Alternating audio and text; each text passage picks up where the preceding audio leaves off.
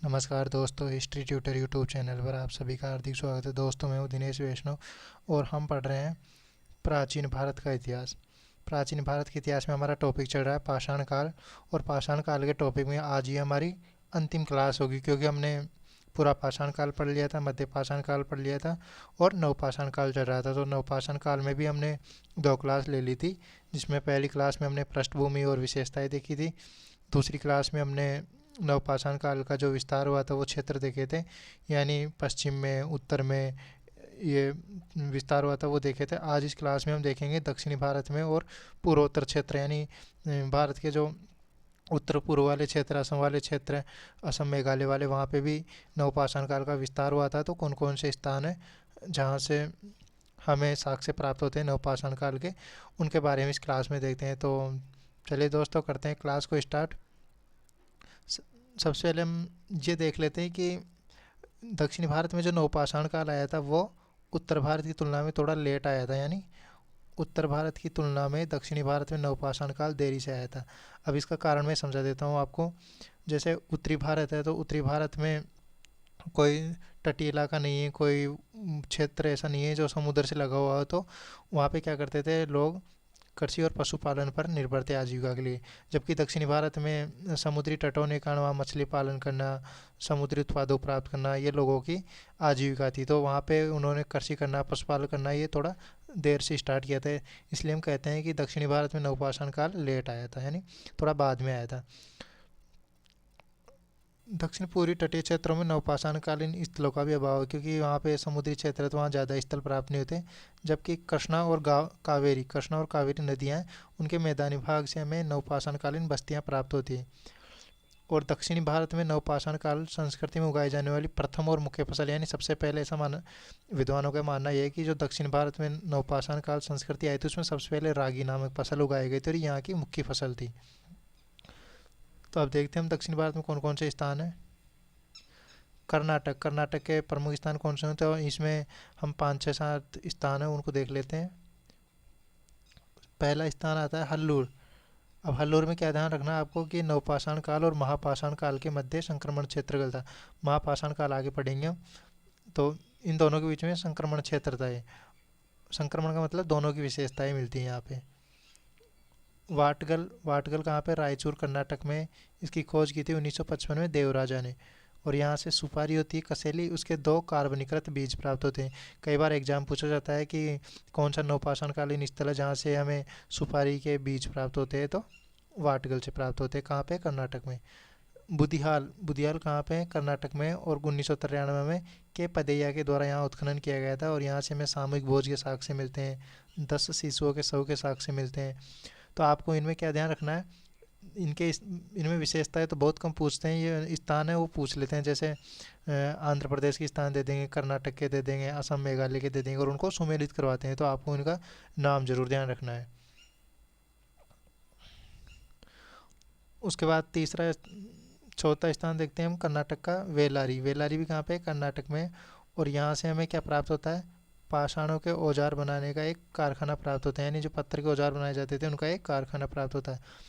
पिकलियल, ये भी कहाँ पे है, कर्नाटक में। और यहाँ से हमें चित्रकारी युक्त मृदभांड प्राप्त होते हैं, यानी पिकलियल कर्नाटक से हमें ऐसे मिट्टी के बर्तन प्राप्त होते हैं जिनके ऊपर चित्रकारी की गई थी। और यहाँ से हमें एक बस्ती के साग से भी प्राप्त होते हैं। टेकल कोटा, ये भी कहाँ पे है, कर्नाटक में। और यहाँ से हमें पत्थर के बने हुए वर्गाकार मकान प्राप्त होते हैं। कान में पहनने की सोने की लटकन प्राप्त होती है, यानी जैसे कान में पहनने की सोने की बाली होती है वैसे एक लटकन प्राप्त हुई यहाँ से, टेकल कोटा से। और सबसे ज़्यादा नवपाषाण कालीन स्वादान भी टेकल कोटा से प्राप्त हुए थे। तो ये कर्नाटक के स्थान थे।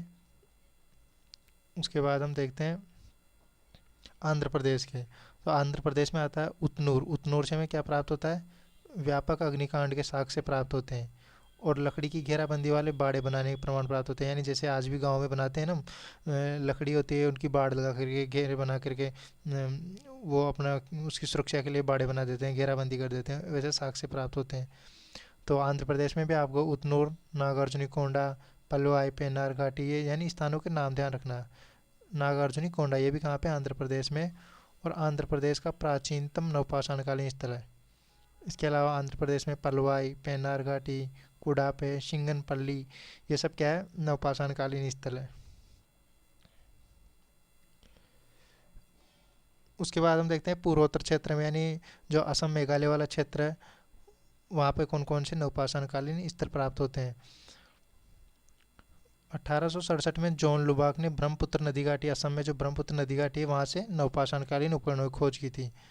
अब इसमें भी आपको क्या ध्यान रखना है,